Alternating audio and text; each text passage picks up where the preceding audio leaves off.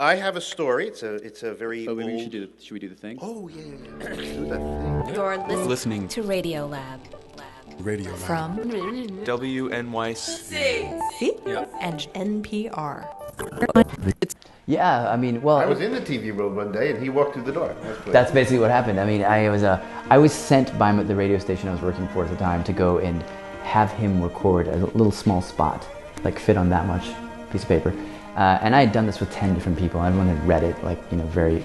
What did it say? Do you remember? Oh, it was something like, please support WNYC, the station I work for, because we're having a fundraising thing, and here's why, thank you very much. I'm Robert Krulwich.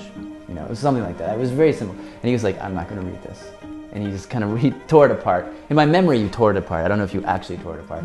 And then he wrote some awesome little 30-second spot that involved tsunamis and cults and aliens and weird things. It just all it was so creative and strange. And I was just like, who are you?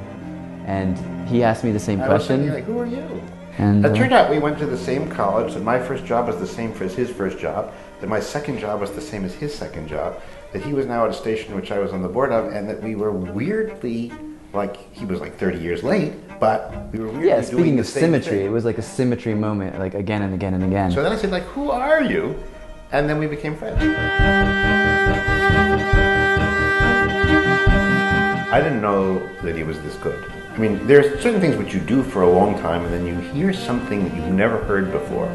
And when I heard what Jad had I use the word composed. I mean, it was a journalism, it was a story, but it felt almost like a piece of music. Things were layered differently, they were parsed differently, they seemed so astonishingly fresh, and they helped you learn stuff. So I thought, I need a piece of this.